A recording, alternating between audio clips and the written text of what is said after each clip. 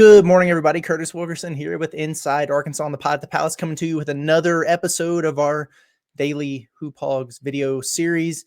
Taking a little bit of break from what I had planned, and I had one day that I wasn't sure what I was going to do in this period between Arkansas games because there's been a little bit of a development on the high school recruiting front. So now's a better time than any to talk about it. One of the nation's biggest stock risers and late bloomers in the 2025 class, who we've talked about quite a bit here, Mouhamed Sylla, has trimmed his list of suitors down to a final three that includes Oregon, Georgia Tech, and Arkansas. Very interesting.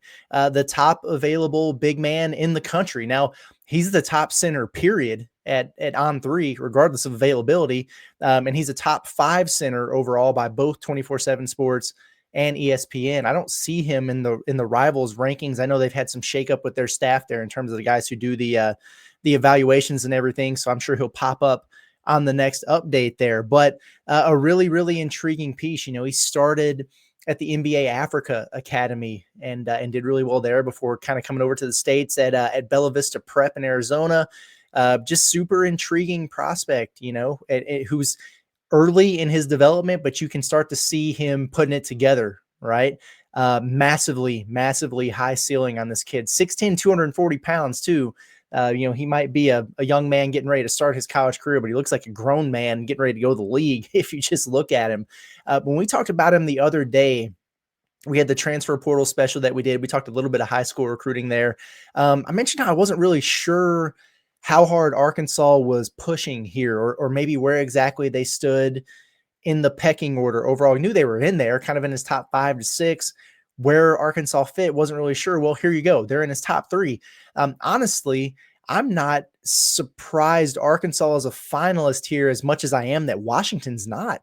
Because it kind of seemed like Washington was the clubhouse leader there for the longest, and they're not even in his final 3. So kind of a fascinating one for us to follow here, where a commitment could be coming fairly soon from him. Now, out of this group of top 3, Oregon, I think, kind of stands out to me as the top competition here for Arkansas, but I'm a firm belief that, John Calipari, he's still got it. And he's got a real shot to land Indy one if he pushes hard for their commitment. So game on. He's taken his visits. Like he's visited Oregon, he's visited Georgia Tech, he's visited Arkansas.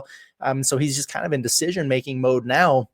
I'll be anxious to see how quickly he kind of makes a decision and makes an announcement. Now, I am totally okay with Arkansas only having 3 high school commits right now. I've kind of talked about that. However, there are 2 exceptions for me. One being if there's elite talent out there that you can get, right? Take 5-star wing Nate Ament, for example, who Arkansas has been connected with, but they're starting to gain some traction for it. And like I said, get him on campus for a visit, and then I'll be real serious about Arkansas's chances to land him. Until then, I've kind of got him in that next tier of suitors. Get him on campus for a visit. I think Arkansas is a real player to land him. Dynamite type of kid, right? Top 5 player in his class, 6'9" wing, knockdown shooter, potential lottery pick type of guy.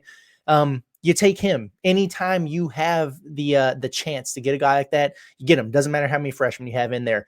You kind of stretch things out. Your plans change if you can land a guy like that. So that's one of the exceptions for me in terms of taking more high school kids maybe than you anticipated. Number 2, if there is a high upside big man, you go get him because they don't grow on trees and they're hard to get. And it's not a guarantee in the portal either. I hope that John Calipari and the Razorbacks make a hard push here to try to close and land Mouhamed Sylla. I really do. Jonas Adu is out of here at the end of the season. He doesn't have any more eligibility left. It's done, right? And your front court's already thin. He's out of here, so you're going to need to add at least one body. Big Z, an argument can be made about what he's going to do. I still think he's got a lot of development to be had. However, at the same time, you go look at any draft board, he's on there.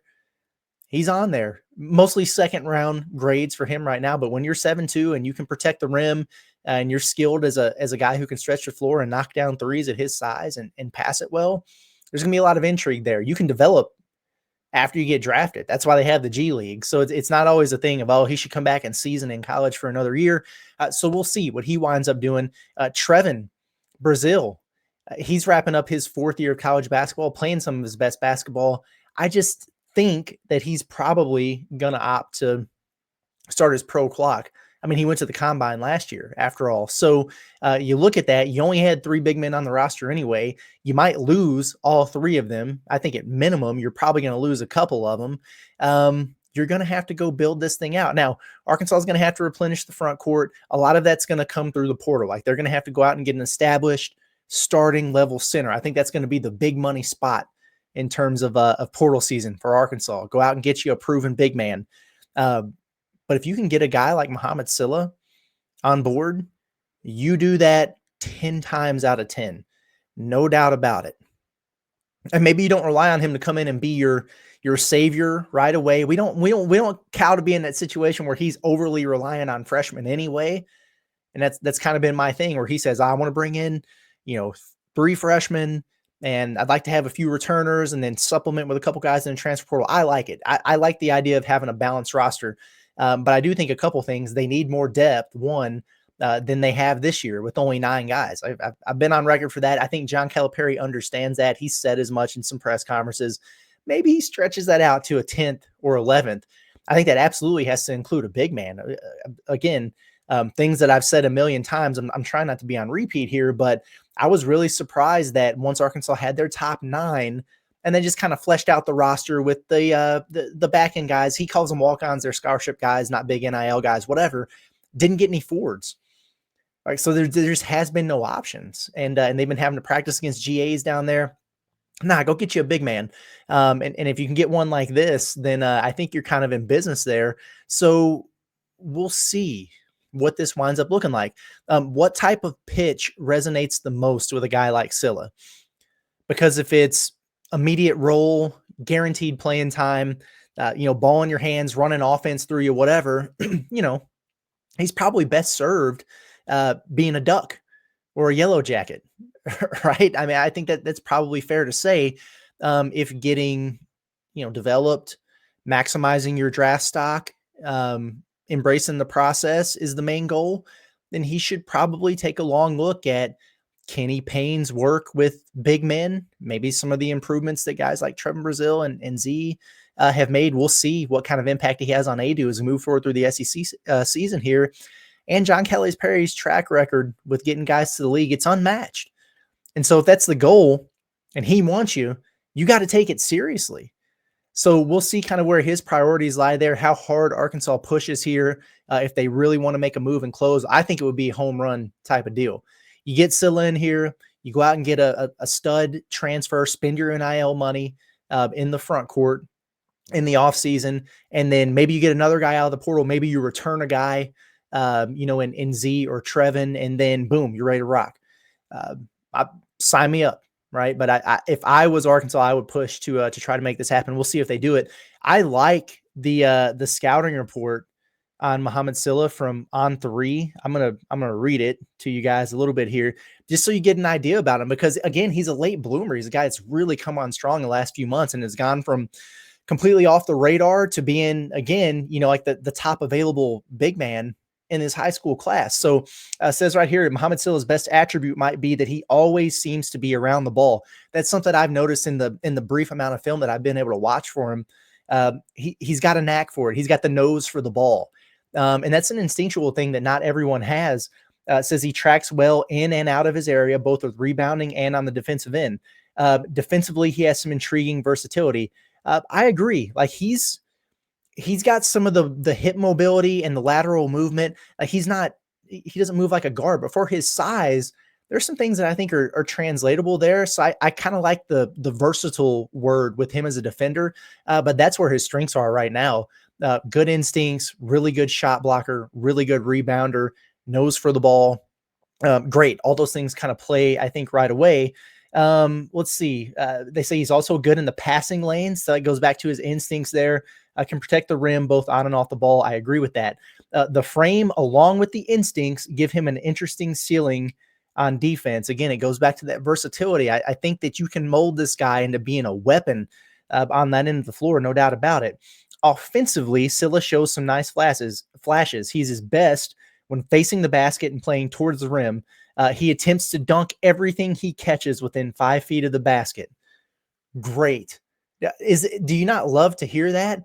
You think about the contrast there, and I'm not trying to say anything bad about Big Z by any means, because he's just kind of a different type of player.